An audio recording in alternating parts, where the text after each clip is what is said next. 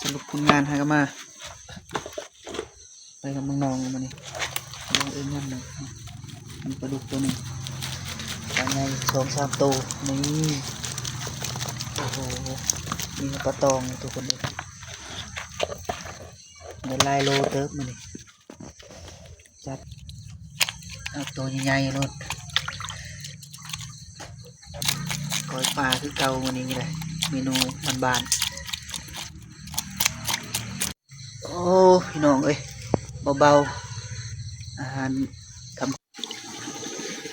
ใส่ขี้สะอาดเป็นมากแล้วเป็นกาวพานเลย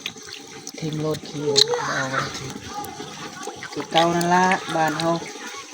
วันนี้ยังไรอยู่หากินก็ได้กินพี่น้องไรบ้านหนึ่งกินน้ำกันเด้อปูปลาหน้าๆมืดดอกพอได้กินอยู่ละพอจะได้หาดุเลยดีซูชิเลยได้กินปูได้กินปลาเนาะปล่อยกันปูปล่อยปลาที่เรามานพี่น้องมื้อนี้เนาะเจอกับเบาเมืองคือเก่า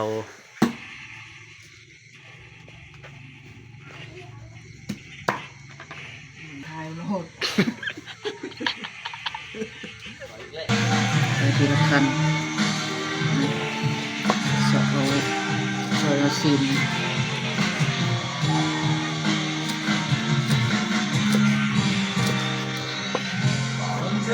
ทำซิมนี้ปูปล่อยปลาที่เก่าแก่วันได้มาเชี่ยคนรอโอ้ยใจยังเลยครับโอ้ยน้องเงี้ยดูรหัสแล้วพี่ฮัทพี่ดาวน้องพี่ดาวเปรี้ยวคันสมก่อนพี่น้องเลยสมหมดแดงหน่อยนึงแล้วก็มังนาว นี่ก็ก้อยคือเราเนาะ ที่มันสุพรรณใช่ก็ได้ชีวิตก็พอใช่ครับไม่ต้องใช้เอาไปแอวกันนี่ก็มาแอวกันที่อาชีพครับคันว่ายืมกะมันก็นอนลงปลาเราคือเก่าเรามีเงินเราเสือจะกินแบบคันว่าขอกะยืมคันว่ายืมก็พอกับซื้อให้กินมันก็ต่างกันยืมก็คือยืมพอคือขอให้คือให้ทำงานพอได้กินนั่นมันก็ไม่ทำงานพอได้กินนะนี่ยายซื้อกินซื้อเราซื้อเบียร์ก็ได้แก่หน้าเมื่อย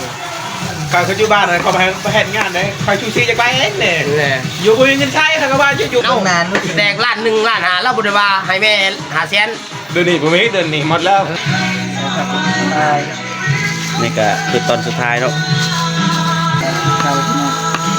เจ๊คิดว่าเรากินน้ำกันทุกคนเลยช่วยลุงไปกินส้มบ่ลายเราแต่ว่ากันกินอยู่นี่ได้หรอน้องลุงลานเพิ่นแซ่บม้วนน้ำจุเพิ่นได้อยู่คนเดียวก็บ่ได้ม้วนมาอยู่คนเดียวมาม้วนแล้วอยู่คนเดียวนะเขาว่าแล้วก่อนนั่นเลยแซ่บกันเดิมมาแล้วเขากินน้ำอยู่คนเดียวมาม้วนอยู่คนเดียวฮะก็มีทำงานนะจัดไปอันนี้ถ่ายคลิปคนบ้านหนึ่งเฮ้ยตัวท้ายจะผีจะปีหน่อยท้ายจะหน่อยไปเมฆกินไปสมุทรจัดกินข้าวกินน้ำนั่นเลยนะเป็นแต่ผมเปิดเพลงเลย